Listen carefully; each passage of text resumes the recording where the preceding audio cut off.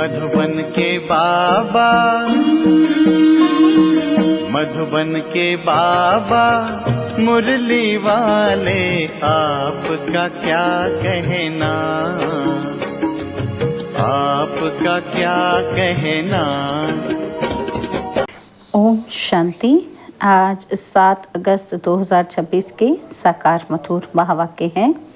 आज मीठे मीठे बाप दादा बोले, मीठे बच्चे, अब तक जो कुछ पढ़ा है उसे भूल एक बाप को याद करो। बाबा ने कहा, मीठे बच्चे, अब तक जो कुछ पढ़ा है उसे भूल एक बाप को याद करो। बाबा आज प्रश्न पूछ रहे हैं कि भारत पर सतयुगी स्वराज्य स्थापन करने के लिए कौन सा बल चाहिए। उत्तर में बाबा ने कहा, पवित्रता का बल। तुम सर्वशक्तिवान बाप से योग लगाकर पवित्र बनते हो। यह पवित्रता का ही बल है जिससे सतयुगी स्वराज्य की स्थापना होती है। इसमें लड़ाई आदि की कोई बात नहीं। ज्ञान और योग बल ही पावन दुनिया का मालिक बना देता है। इसी बल से एक मत की स्थापना हो जाती है। गीत है, आखिर वह दिन आया आज। ओम शांति। बच्चों ने गीत सुना। ये गीत कोई अपना बनाया हुआ नहीं है। जैसे और वेदों शास्त्रों का सार समझाया जा रहा है, वैसे यह भी जो गीत बनाए हैं उनका भी सार समझाते हैं। बच्चे जानते हैं कि खवैया व बागवान व सदगति दाता एक ही बाप है। भक्ति करते हैं जीवन मुक्ति के लिए, परंतु जीवन मुक्ति व सदगति दाता एक भगवान है। उसका अर्थ बच्चे ही समझ सकते हैं, मनुष्य नहीं समझते हैं। सदगति अर्थात दुख से छुड़ाकर शांति की प्राप्ति कराते हैं। भारतवासी बच्चे जानते हैं कि यहाँ पवित्रता सुख शांति थी, जबकि इन लक्ष्मी नारायण का राज्य था। राधे कृष्ण का राज्य नहीं कह सकते। वास्तव में माताओं की हम जिन्स राधे है। उनको जास्ती प्यार करना चाहिए। फिर भी श्री कृष्ण को बहुत प्यार करते हैं, झूले में झुलाते हैं।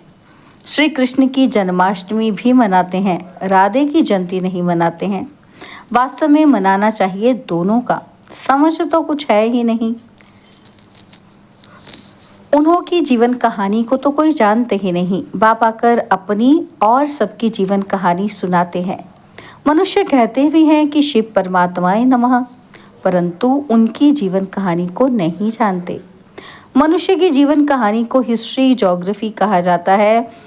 दुनिया की हिस्ट्री ज्योग्राफी तो गाई जाती है ना। कितने इलाके पर राज्य करते थे, कितनी जमीन पर राज्य करते थे, कैसे राज्य किया, फिर कहाँ गए, ये बातें कोई नहीं जानते। तो बच्चों को अच्छी रीति समझाया जाता है। रचयिता और रचना की नॉलेज बच्चों को समझाते हैं। तुम बच्चों को मालूम पड़ गया है कि बरोबर अब कलयुग का अंत है और सतयुग का आदि है।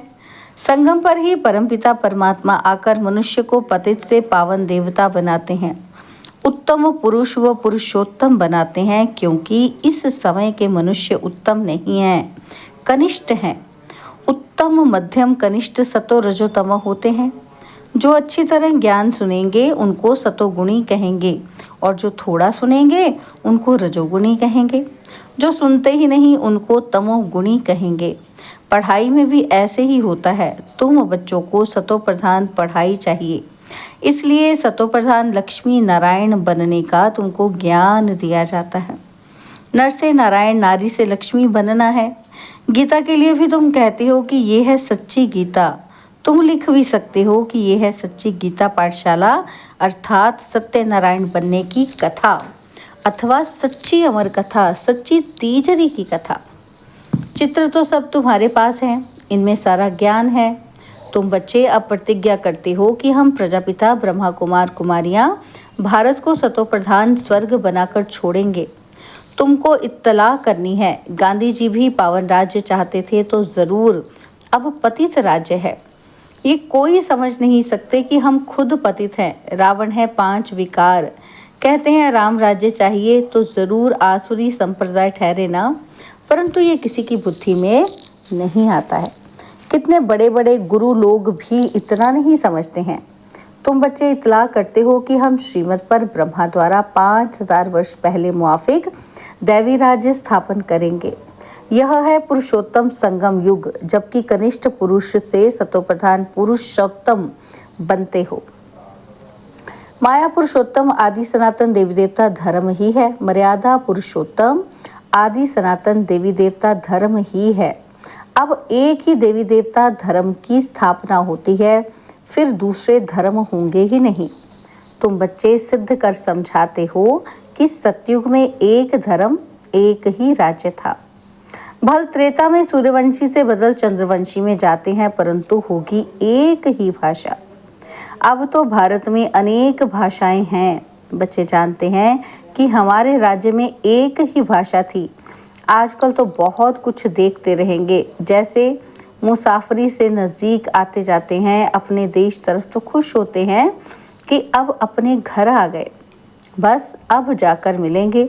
तुमको भी अपनी राजधानी का साक्षात्कार होता रहेगा, अपने पुरुषार्थ का भी साक्षात्कार होगा। देखेंगे कि बाबा हमको कितना कहते हैं कि पुरुषार्थ करो, नहीं तो हाय हाय करेंगे और पद भी कम हो जाएगा। योग की यात्रा सबको बताते रहो। समझाना तो बहुत सहज है, सीढ़ी कितनी सहज है। जो देरी से आते हैं उनको दिन प्रतिदिन सहज ज्ञान मिलता है। एक हफ्ता समझने से ही सहज समझ जाएंगे। चित्र ऐसे बने हुए हैं जिनमें एक्यूरेट समझानी है। 84 जन्मों का चक्र बिल्कुल ठीक है। यह भारतवासियों के लिए है। तुम बच्चों की बुद्धि में सारा ज्ञान है।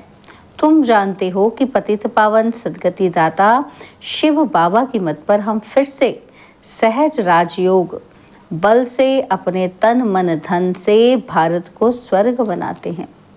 दूसरे कोई का हम नहीं लगाते हैं, अपने ही तन मन धन से सेवा करते हैं। जितना जो करेंगे वो अपने भविष्य के लिए बनाते हैं। तुम ही घर के भाती हो। तुम्हारे से ही बाबा सतयुगी स्वराज्य स्थापन करा रहे हैं। खर्चा भी तुम ही करेंगे, तुम्हारा कोई जास्ती खर्चा नहीं है। तुमको सिर्फ शिव बाबा को याद करना है। कन्याओं को क्या खर्चा करना है, उनके पास कुछ है क्या? बाबा बच्चों से क्या फीस लेंगे? कुछ भी नहीं। स्कूल में तो पहले फीस की बात करते हैं और वहाँ कितना पढ़ाई में खर्चा होता है। यहाँ तो शिव बाबा बच्चों को कैसे पैसा लेंगे? शिव बाबा बच्चों से, है ना? शिव बाबा को अपना घर थोड़े बनाना है जो पैसा लेंगे। तुम बच्चों को भविष्य स्वर्ग में जाकर हीरे जवाहरातों के महल बनाने हैं। इसलिए तुम जहाँ जो करते हो उसका रिटर्न भविष्य में तुमको महल मिल जाता है। ये बड़ी समझने की बातें हैं। जितना जो तन मन धन से सेवा करेंगे वह ऐसा वहाँ पाएंगे। कॉलेज व हॉस्पिटल बनाते हैं, 10 लाख 20 लाख लगाने पड़ते हैं। यहाँ तो इतना खर्चा नहीं लगता। छोटे से मकान में रूहानी कॉलेज कम हॉस्पिटल बनाते हैं। पांडवों का अधिपति कौन था? उन्होंने तो श्री कृष्ण का नाम लिख दिया है। वास्तव में है निराकार भगवान। तुमको श्रीमत देने वाला भगवान है। बाकी तो सब है रावण की मत पर। रावण राज्य में रावण की मत पर कितने डर्टी बन पड़े हैं। अब यही सृष्टि पुरानी और वही नई बनती है। सृष्टि में भारत ही था। भारत नया, भारत पुराना कहेंगे। नया भारत तो स्वर्ग था, फिर भारत पुराना है तो नर्क है। इनको कहा जाता है रौरव नर्क। मनुष्य की ही बात है जहाँ सुख का नाम निशान नहीं है। यह कोई सुख थोड़े ही है। सन्यासी भी कहते हैं कि इस समय का सुख काग विष्टा समान है, इसलिए वह ग्रस्त व्यवहार को छोड़ देते हैं। वह स्वर्ग व सत्यु की स्थापना कर न सके। श्री कृष्ण पुरी तो परमात्मा ही स्थापन करते हैं। श्री कृष्ण की आत्मा और शरीर दोनों सतो प्रधान थे, इसलिए श्री कृष्ण को बहुत प्यार करते हैं, क्योंकि पवित्र है ना। गाया भी जाता है कि छोटा बच्चा ब्रह्म ज्ञानी समान है। छोटे बच्चों को विकारों का पता ही नहीं रहता, सन्यासियों को फिर भी पता है। बच्चा तो जन्म से ही महात्मा है। बच्चों को तो पवित्र फूल कहा जाता है। नंबर 1 फूल है श्री कृष्ण। स्वर्ग नई दुनिया का पहला प्रिंस। जन्म लिया तो कहेंगे फर्स्ट प्रिंस। श्री कृष्ण को तो सब याद करते हैं। श्री कृष्ण जैसा बच्चा मिले। अब बाप कहते हैं कि जो बनना है सो बनो।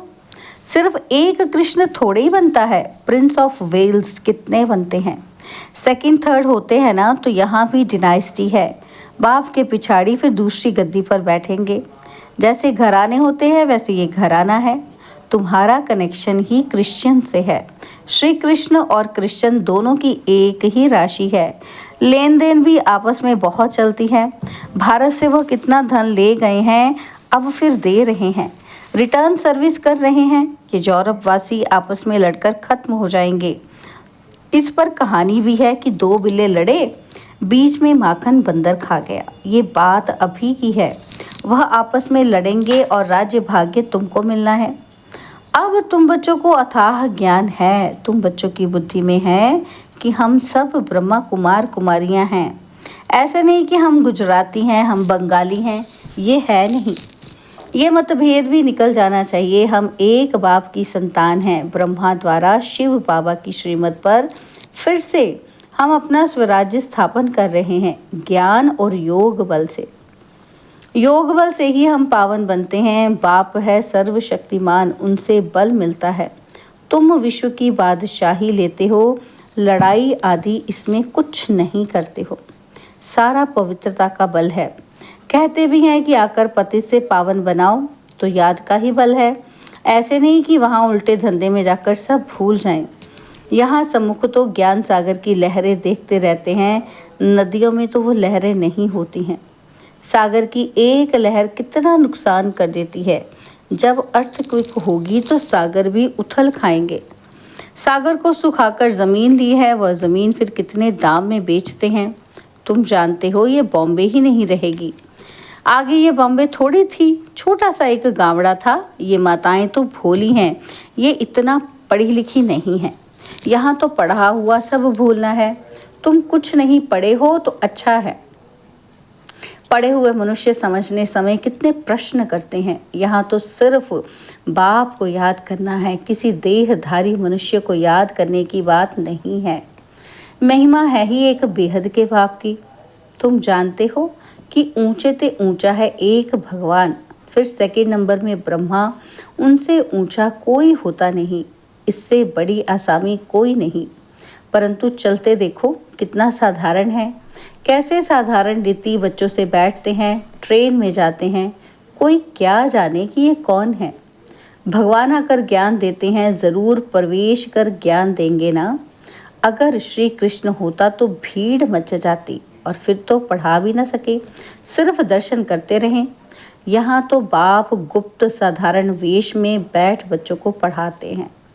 तुम हो इनकॉग्निटो सेना। तुम जानते हो कि हम आत्माएं योग बल से फिर से अपना राज्य स्थापन कर रहे हैं।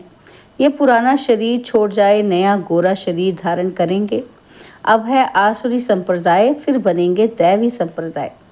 आत्मा कहती है कि हम नई दुनिया में दैवी शरीर धारण कर जाए, जरूर राज्य करूँगा। आत्मा मेल है, शरीर प्रकृति है। आत्मा सदैव मेल है, बाकी शरीर हिसाब किताब से मेल फीमेल का मिलता है। लेकिन मैं हूँ अविनाशी आत्मा। ये चक्र फिरता रहता है। कलयुग का विनाश भी ज़रूर होगा। विनाश के आसार भी सामने देखते हो। वही महाभारत लड़ाई है तो ज़रूर भगवान भी होगा। किस रूप में, किस तन में है, वो तुम बच्चों के अलावा किसी को पता नहीं। कहते भी हैं कि मैं बिल्कुल साधारण तन में आता हूँ, श्री कृष्ण के तन में नहीं आता हूँ। ये पूरे 84 जन्म लेते हैं और मैं इनके बहुत जन्मों के अंत के भी अंत में आता हूँ। 84 जन्म सूर्यवंशी घराने वाले ही लेते हैं, वही पहले नंबर में आएंगे। साकारी झाड़ और निराकारी झाड़ दोनों का तुमको सारा ज्ञान है। मूल वतन से नंबरवार आत्माएं आती हैं। पहले पहले देवी देवता धर्म की आत्माएं आती हैं, फिर नंबरवार और धर्म वाले आते हैं। चित्रों में समझानी तो बड़ी ऊंची है। बच्चों को समझाना है कि कुमारियों को खड़ा होना चाहिए। कोई बच्चियां ऐसी ऐसी बातें समझाएं तो कमाल है ना। कितना नाम निकालेंगी, लौकिक अलौकिक दोनों नाम वाला करेंगी। अच्छा, मीठे मीठे सिकिलदे बच्चों प्रति माता पिता बाप दादा का याद प्यार और गुड मॉर्निंग। रूहानी बाप की रूहानी बच्चों को नमस्ते। हम रूहानी बच्चों की रूहानी बाप दादाजी को दिलवा जान सिकवा प्रेम से नमस्ते। ओम शांति। प्यारे बाबा, मीठे बाबा, मेरे बाबा, शुक्रिया बाबा, शुक्रिया बाबा, शुक्रिया। धारणा के लिए मुख्य सार है। पहला पॉइंट है, संगम युग पर श्रेष्ठ कर्म करके पुरुषोत्तम बनना है, कोई भी ऐसा कर्म नहीं करना जो कनिष्ठ बन जाए। और दूसरा है, गुप्त रूप में बाप का मददगार बन भारत को स्वर्ग बनाने की सेवा करनी है। अपने ही तन मन धन से भारत को स्वर्ग बनाना है। याद और पवित्रता का बल जमा करना है। बाबा ने आज हमें वरदान दिया, अपनी संपूर्ण स्टेज द्वारा सर्व प्रकार की अधीनता समाप्त करने वाले प्रकृति जीत भव। अपनी संपूर्ण स्टेज द्वारा सर्व प्रकार की अधीनता समाप्त करने वाले प्रकृति जीत भव। जब आप अपनी संपूर्ण स्टेज पर स्थित होंगे तो प्रकृति भी विजय अर्थात अधिकार का अनुभव होगा। संपूर्ण स्टेज में किसी भी प्रकार की अधीनता नहीं रहती है, लेकिन ऐसी संपूर्ण स्टेज बनाने के लिए 3 बातें साथ साथ चाहिए। पहली है रूहानियत, दूसरी रुहाब और तीसरी रहम दिल का गुण।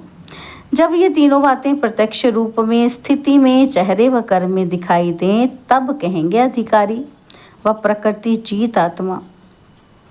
स्लोगन है, श्रीमत की लगाम मजबूत है तो मन रूपी घोड़ा भाग नहीं सकता। श्रीमत की लगाम मजबूत है तो मन रूपी घोड़ा भाग नहीं सकता। बाबा के व्यक्ति इशारे हैं, अपवित्रता के बीज को भी समाप्त कर संपूर्ण स्वच्छ बनो। बाबा कहते हैं, अगर कोई भी अपवित्रता वृत्ति स्मृति व संकल्प में है तो ब्राह्मणपन की स्थिति में स्थित नहीं हो सकते। इसलिए कदम कदम पर सावधान रहो। विशेषताओं के साथ अगर कोई एक भी कमजोरी है तो एक कमजोरी अनेक विशेषताओं को समाप्त कर देती है। अच्छा, ओम शांति।